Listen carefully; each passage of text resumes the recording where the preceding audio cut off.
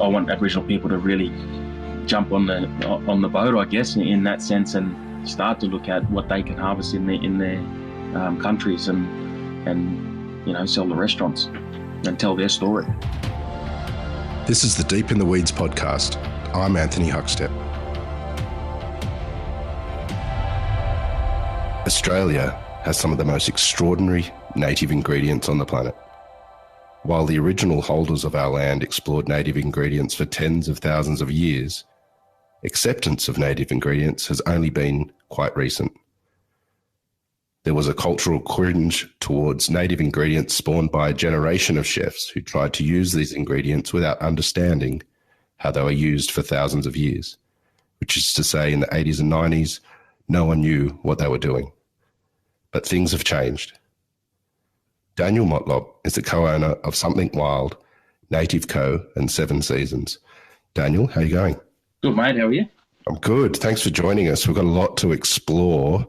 You've had multiple amazing careers, and at the moment, very, very much devoted to native ingredients and across restaurants and for consumers.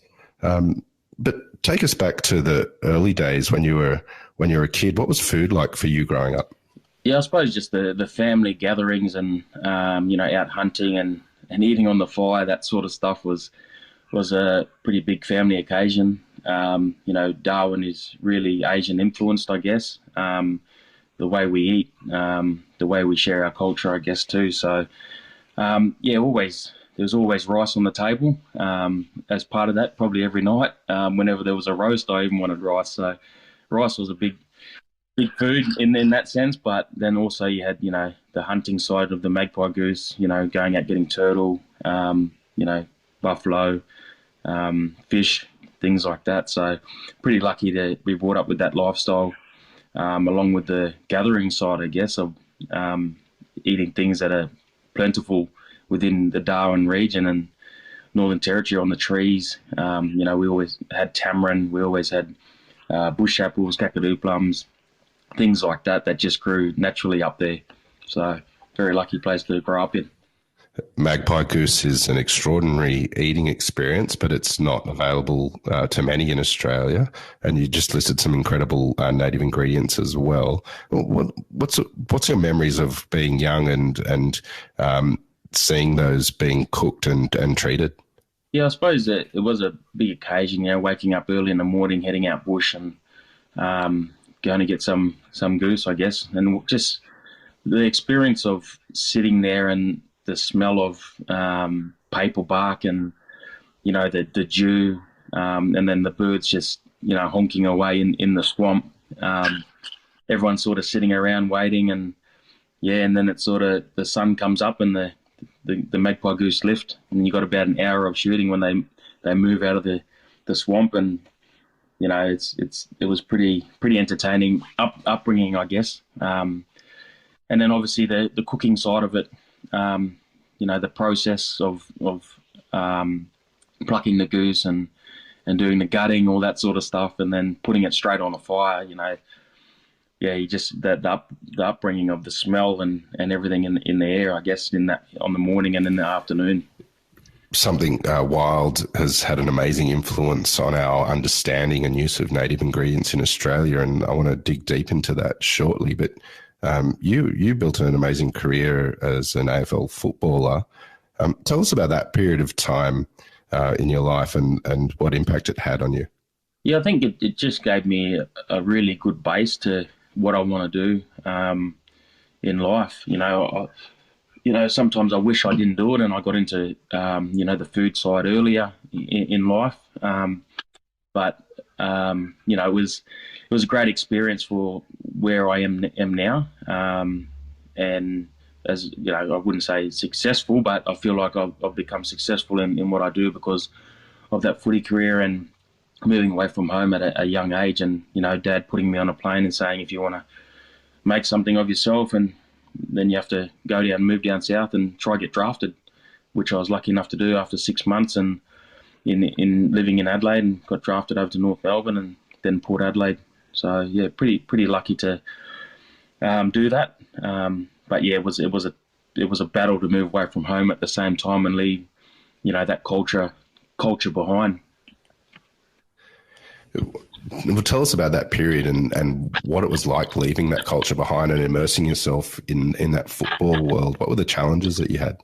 Yeah, I suppose that a lot of the challenge was the stereotype. I guess when I moved it, because Darwin's so multicultural, and there's no racism. Everyone lives together, and it's a pretty different lifestyle, I guess, in that sense. Very respectful in everyone's culture. You had Greek people, you had Italians, Asians, as I said before, and yeah, just very, very good upbringing we had, and very lucky. And then moving down south and being in a football environment that is, very stereotypical, I guess, and in who I was, and yeah, just trying to overcome that, I guess, and learn more about myself and the lifestyle down south.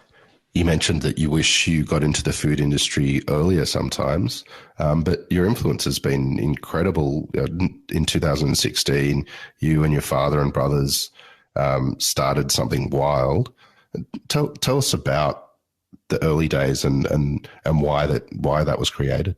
Yeah, I moved up to Darwin to, I suppose, over my whole footy career, everyone and all Darwin boys and Darwin families all talked about selling magpie goose to restaurants. We wondered how come no one ever tried to do it. I guess it's obviously a good source of food, and it could provide an income for communities, I guess, if Aboriginal people sold it.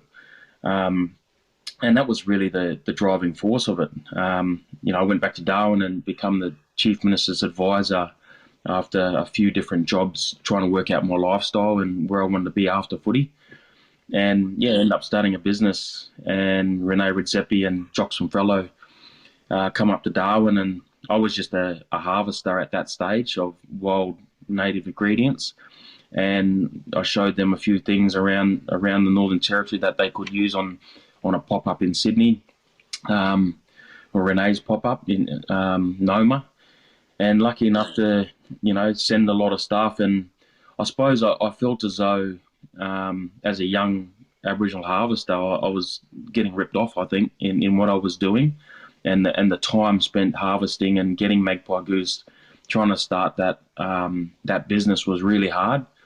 So we were selling into something wild at the time, which was a small business, and we thought, as a family, let's buy something wild and actually, to do the whole way through, from harvesting to plate, I guess, and selling at a retail shop in the Central Market. So we actually did that, and I suppose it snowballed from there.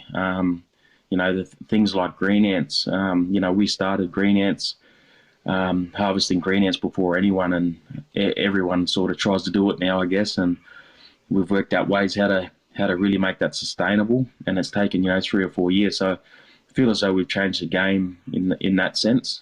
We are a very, as a business, we wild harvest a lot.